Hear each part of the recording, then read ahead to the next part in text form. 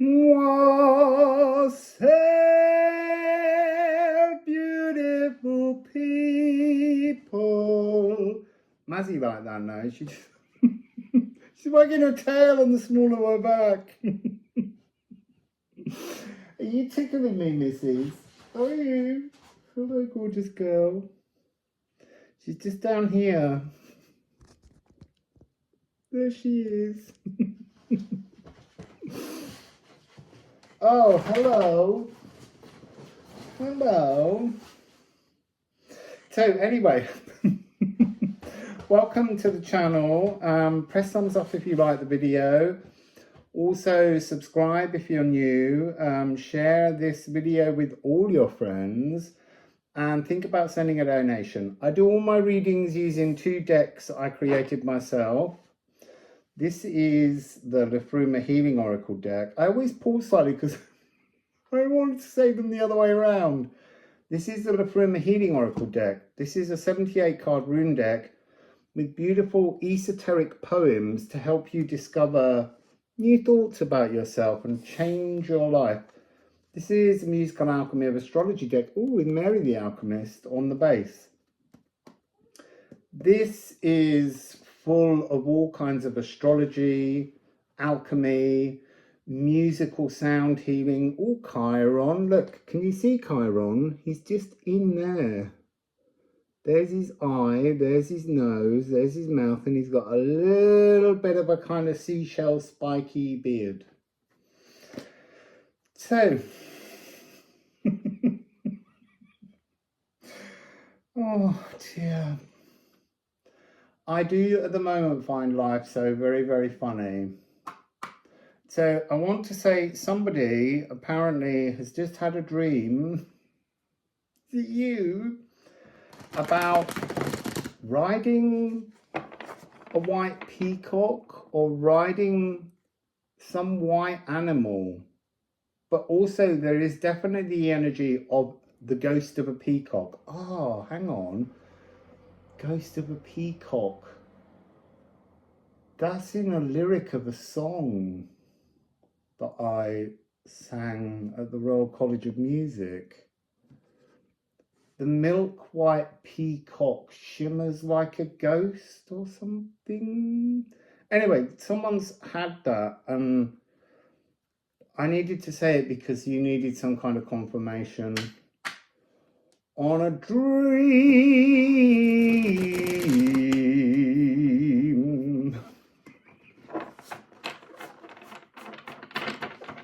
Apparently I'm beginning with this one today.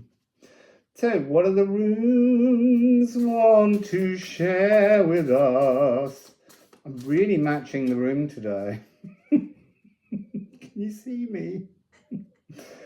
I'm in camouflage. Oh, wasn't that something in chameleon? Well, yeah, it was part in that message yesterday. Wish I could go to sleep that quickly. Oh, that's interesting.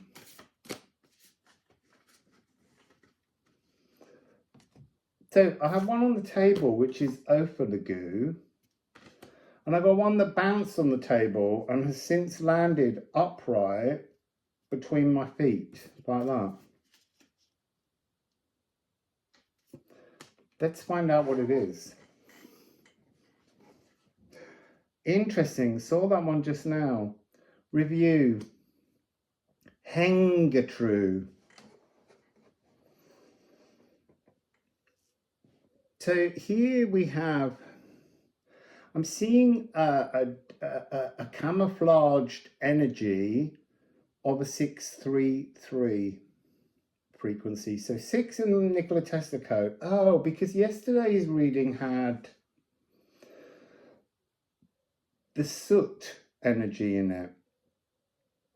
So 6-3 is the Tesla code energy for the part of us, the consciousness that is both here and everywhere.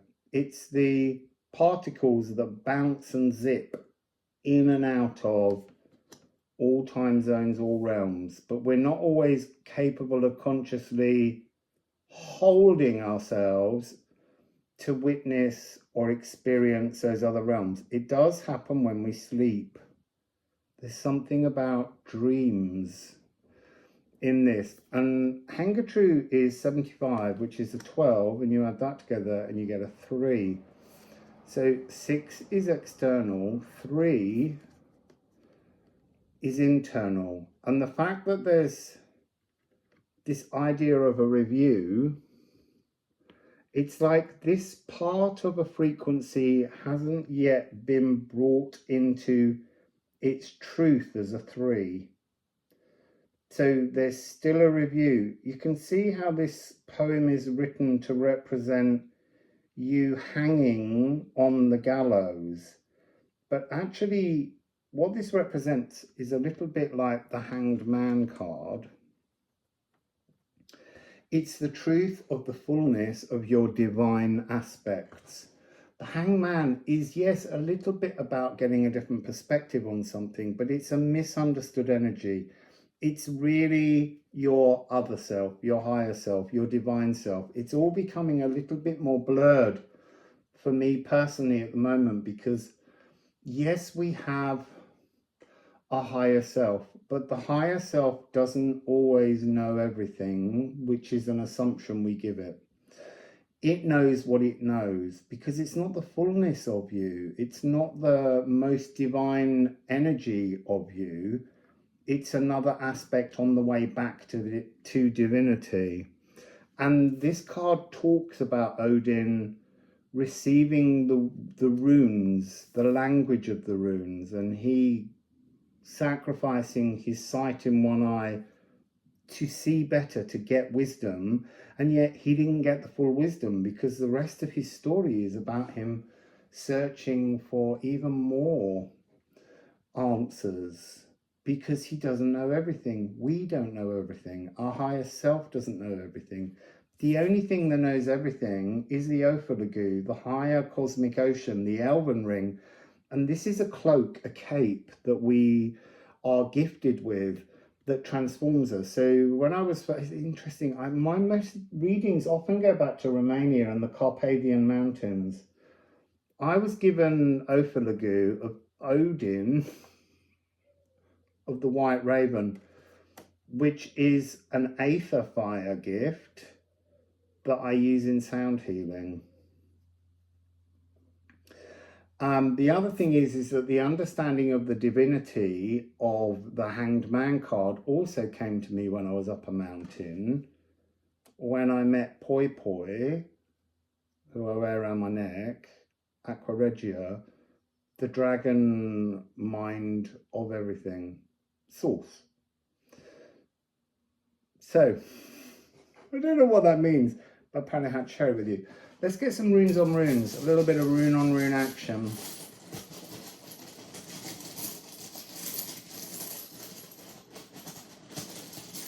These are my lovely ceramic runes made for me by my lovely friend Daniela. So here we have Epelbearer.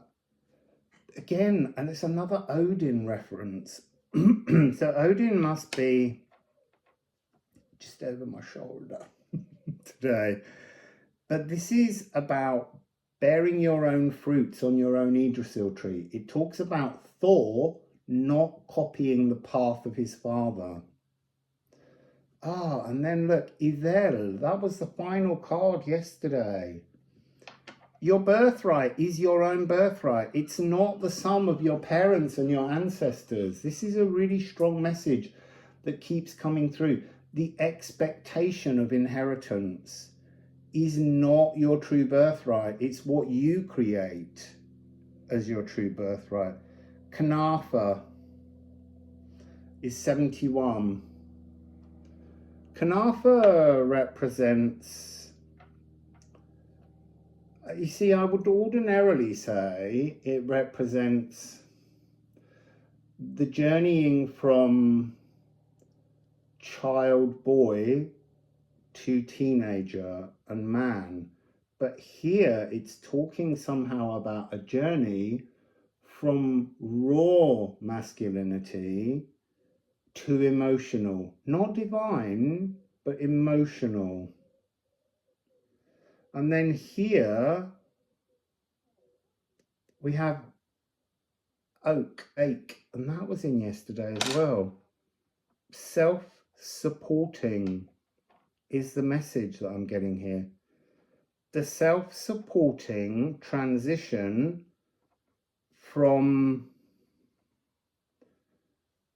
selfish, raw actioning and materialization. There's something here about how magic, materializing things, not manifesting, materializing things, has changed. And that's a message that's been coming up several years on and off. Reviewing how you mirror an action into being. See, I'm interested now. I wasn't interested before. No, I am interested. That is really fascinating. Will we get an answer to that? Just looking at the ceramic runes. It begins with green, apple bearer. There's a sense here of the lower heart. And that was yesterday again, the Saturn heart. That is the energy of the divine masculine. But to reach the divine masculine, this Ophilagu frequency of actioning something into the world around you, materializing it, is part of an esoteric, spiritual birthright that needs earthing. Nice. Let's see what the Musical Alchemy of Astrology deck has. I can't remember whether I riffled.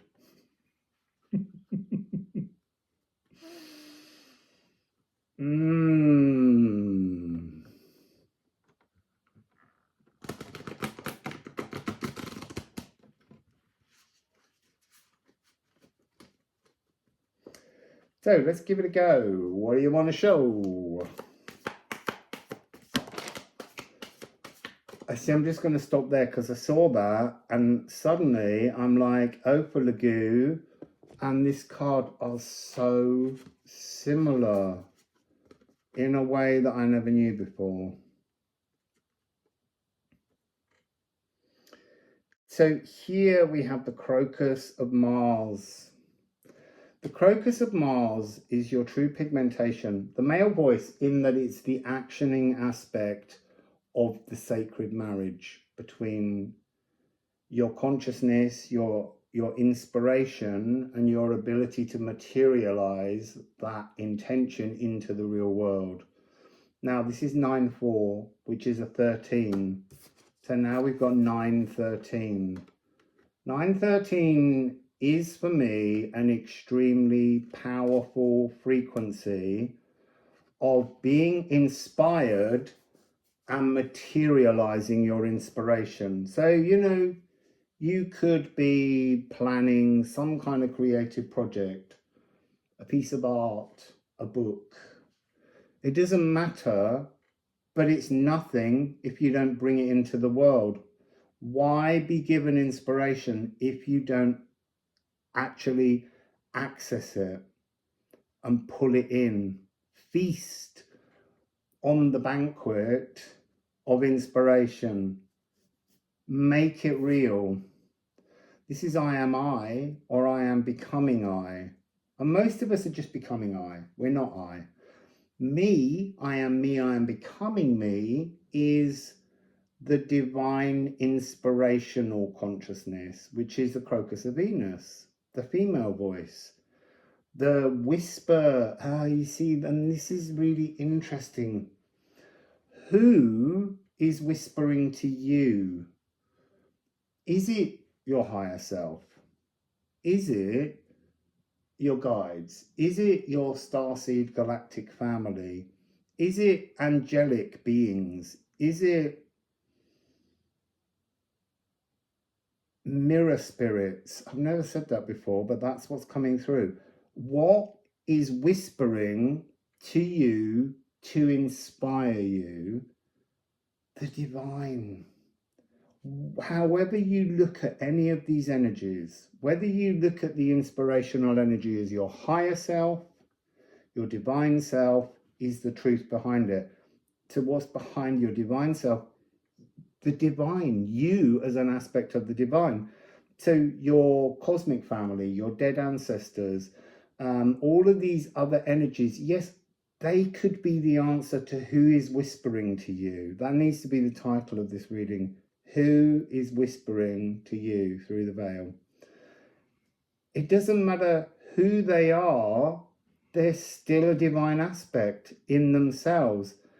And it's what is whispering. Inspiration is many different groupings and levels of a hive mind. And the ultimate hive mind is Poimanda. You see, and I'm seeing that there now on the top of the deck, asking to be introduced into the reading, Mary the Alchemist. Because as you go through this deck, the higher you get in the numbers, the closer you are to the true alchemy. And this is the final card, Mary the Jewess, who's called Mary the Alchemist in this deck, so that you understand that she is the all-encompassing cosmic womb, the mother of alchemy. But the point of Mary the Jewess was she was the first alchemist. She was the creatrix of the Philosopher's Stone. She's possibly the only person to ever materialize it into the world. And the point is that while she is gendered female, and that meant she had a womb, she understood the process of birthing life, creation, she was physically here and using her Crocus of Mars energy to take her I am me energy, her inspiration, and action it into her world as I am I. This is to be divine.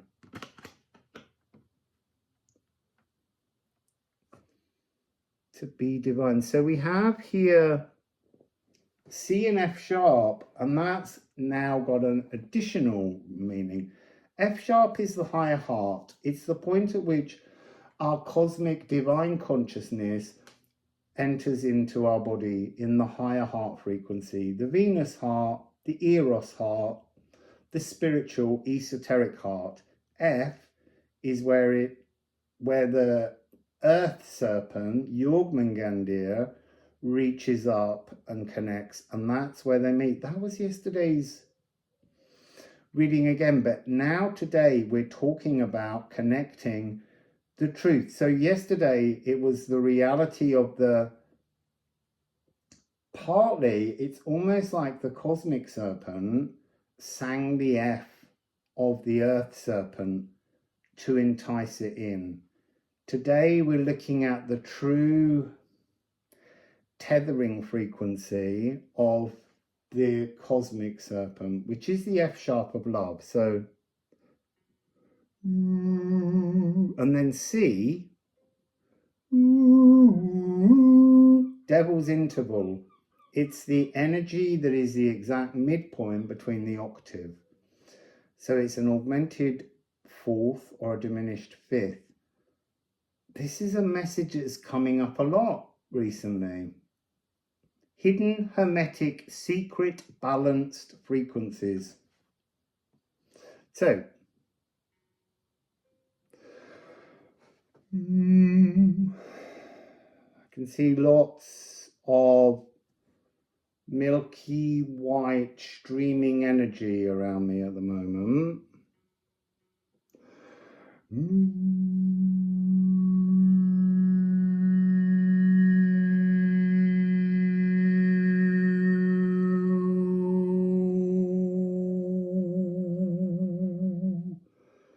I'm hearing boom, ba-doom, ba-doom, ba-doom, ba-doom, ba-doom. And now Maz is doing the same rhythm with her feet while she's dreaming. It's almost like the heartbeat of the soul of the earth in which we're residing. That's what it's coming across as.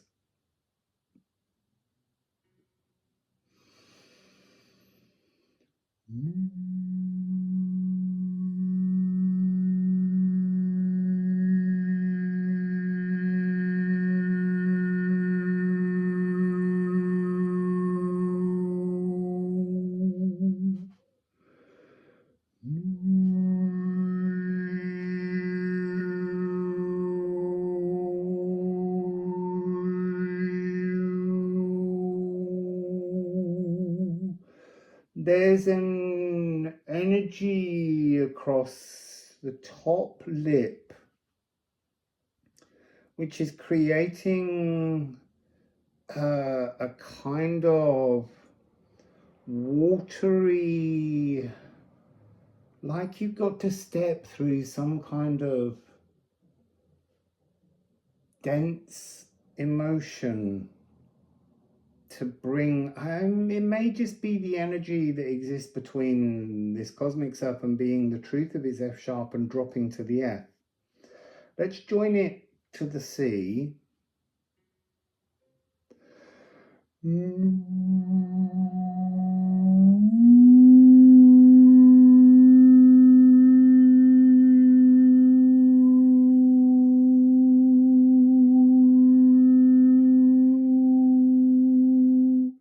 Again, there's some kind of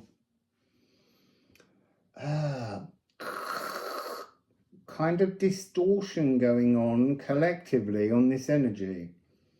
So I'm going to tune out of all of you and just tune in to the cosmic serpent, which is Ophiuchus frequency. It's the cosmic serpent that comes down, the bolt from the blue.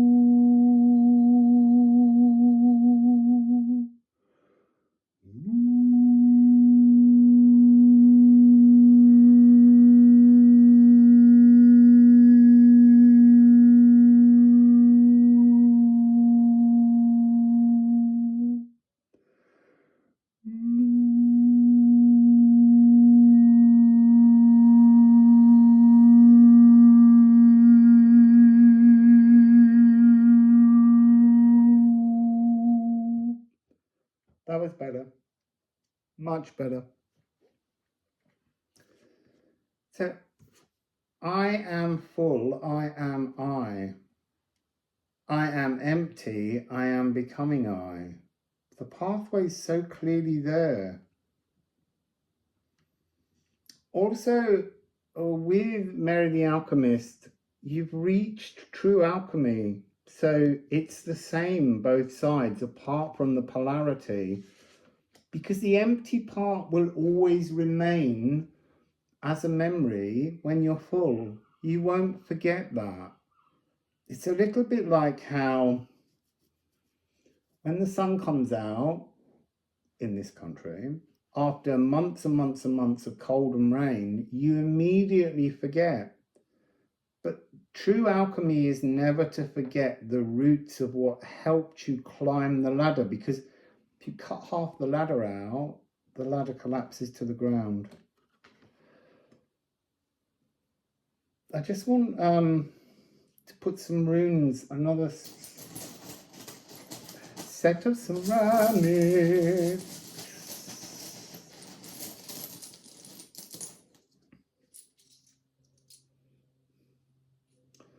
So here we have 12.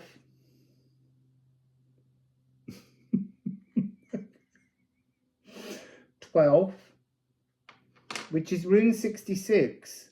It feels very much like it goes in with this energy from the earlier rune cards. It's like, what are the needs you require to exist in a truly comfortable but new physical world frequency? What do you need? You need to be honest with yourself. You know, you will need certain resources, but you need to understand those resources to bring them into balance. So I'm being shown an energy frequency that is both the golden path, which is treadle, the rune of treadle, and the rune of elks, and the rune of stenkness, because they're three energies that look similar, but they're the same rune turned. So that is elks, that is treadle, that is stenkness. Ophilogu is these two, but I'm being shown this moving in, and when they touch, this pathway that is the bridge between two realms evaporates, and we're left with just the Gifu, the cross, the union. Interesting, we've got Tia, and Tia keeps coming out upside down, talking about the spiritual truth of being seated in the earth is the first part of the journey, is that way up. When you start seeing Tia coming this way, it's about bringing a cosmic, akashic remembrance down. It's the energy of the golden path. This is the opportunity to feel alchemized and working. And what does that lead us to? I kind of already knew. I could feel the energy of it in my hand. So this is une, bliss, comfort. There's something much more comfortable when you complete the journey of reviewing your ancestral coding. So the energy, all your guides are nodding. Exactly. You've dealt with all of this. Now deal with you as a divine aspect living on earth. And that is une, bliss, comfort. Hangman energy. Bring in your divine akashic remembrances. More nodding. Round of applause. That's what you need to do. Stand on your own 2 feet in your own truth. Your authenticity is divinity in every life you lead. The right, wrong pathway. Everything you did. Oh, I'm sweating again now. Mind you, we're having a very hot period at the moment. So yeah, I feel like I just want to look at the bottom of the decks. I don't often do that. You see the Gator Ring. This is the Elven Ring. This is all of every single spirit, guide. They're all having a party because you've seen your divine truth and you now know how to action it. And that means you can join them again in the Elven Light. That's really interesting. So they're showing me the Elven Light like a huge cosmic choir.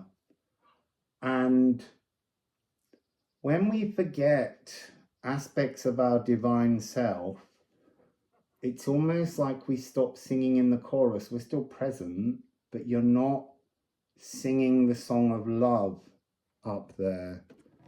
And they're applauding you because you've just started to sing again. And that's them. Water, the emotional sluice gates, an empathic deluge. And Bulgarian folk choir, that's a perfect way of thinking about that sound. It doesn't have a wobble. It's an absolute driven, clear energy that heals. So listen to Bulgarian folk choirs. They do the most beautiful songs. You'll know them if you don't think you do. They've been used on things like the theme tune to Xena Warrior Princess and Kate Bush albums and things like that. And this is the water realm. I might put the water piece on at the end just to give you the notes of that realm. So it's A, G and C. A obviously comes from cardinal Cancer, cardinal water. The G and the C, got to think now, give me a moment. Comes, well, no, actually they're out of order, that's why. C and C sharp and D flat, they come from Scorpio, fixed water. So that's Mars and Pluto in there. And then you have Pisces, which is the G and the D sharp E flat, because that's G of Jupiter, and then Neptune. I want to say something about Neptune that came through the other day. Neptune is often considered a kind of fog, and fog is water in the air, suspended in the air, creating a delusion. But Neptune is the god of water. Water is the Akashic records. Neptune's job is to protect you from certain truths within the Akashic records that won't help you to find your divine pathway. So it's just a kind of message to focus more on Neptune and less on people saying that they have access to the Akashic records, because the Akashic records are so vast, I'm not really sure how easy it would be to read them. And you would need to do it through Neptune or Triton or a sea nymph. I'm not saying people can't. I'm just saying it's become another spiritual buzzword, and Akashic aquatic remembrances are the realm of Ran in Norse mythology, of Njord. There's all kinds of water creatures, nymphs, that mer creatures, whales, dolphins. You have to work calmly, slowly, and humbly with those frequencies. But what I'm trying to say here is really, the point is that the Akashic records and Neptune, he is protecting you from information that would distort your current woven divine pathway forward somehow. Look, I'm not saying people can't tune into the Akashic records. I know I've done it. But there are just moments when you just need to be a little bit more trusting of the delusions that Neptune wraps around you, because they're protection. So that's it from Neptune. Neptune's very big in my chart. He's in my first house, and I always feel like I have a great Akashic aquatic remembrance of lives in water realms, and my love of the sea and water. But at the same time, I have to remember that I am also of fire realms, I am also of earth realms, and I'm also of air realms, as are all of us. So maybe there's something here about, don't define yourself as only one thing. Well, of course that's a message. Alchemize everything into your world, and then you will be your own Akashic remembrance. There you go. I knew that was going somewhere. It just didn't quite make sense as it came through. You need all the elements, and you need the aether. You need the missing elements. There are other aethers in other realms, that are extremely different to our understanding. Throw away the box, make space for a new alchemized philosophy of divine life. Okay, I'm going to go wassail.